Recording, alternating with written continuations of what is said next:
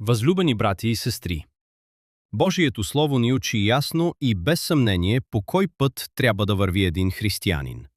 Това не е пътят на насилието, нито пътят на омразата, а пътят на мира, търпението и упованието в Господа. Още в Стария завет Божията мъдрост ни говори. В Притчи 3:30 е казано: „Не се препирай с никого без причина, ако не ти е сторил зло.“ Бог ни призовава да не търсим спорове, да не създаваме раздори и да не разпалваме конфликти без основание. Защото този, който се кара без причина, не постъпва според Божия дух. И заповедта от Изход 20:13 казва още по-ясно: „Не убивай.“ Тази заповед стига по-дълбоко от самото действие.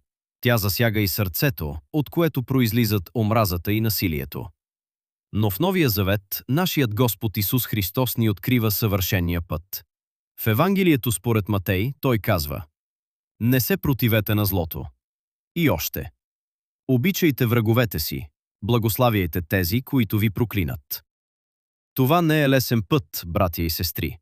Това е път, който изисква смирение, себеобладание и твърда вяра. Защото светът казва: „Отвърни, защити се, удари обратно.“ Но Христос казва: „Довери ми се, аз ще съдя.“ И апостол Павел свидетелства същото в Римляни 12:19.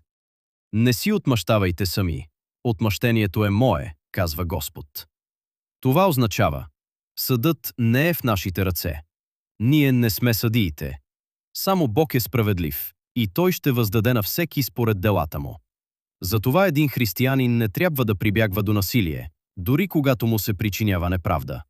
И също така не трябва да мрази никого, дори хора с различна вяра. Защото омразата помрачава сърцето и ни отдалечава от Бога.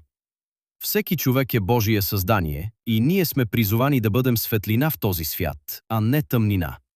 Това не означава да се отказваме от истината. Не, ние стоим твърдо във вярата. Но се отнасяме към другите не с омраза, а с търпение, със свидетелство и с любов.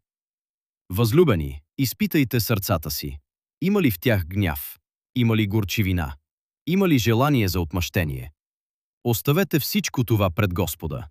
Защото Христос ни показа по-добър път. Път, който не разрушава, а изцелява. Път, който не разделя, а спасява. Доверете се на това. Исус Христос ще отсъди всичко. Никаква неправда няма да остане скрита. Никакво дело няма да бъде пренебрегнато. Бог е справедлив и Неговият съд е съвършен. Затова пребъдвайте в мир. Пребъдвайте в любов. И оставете съда в ръцете на Господа. Амин.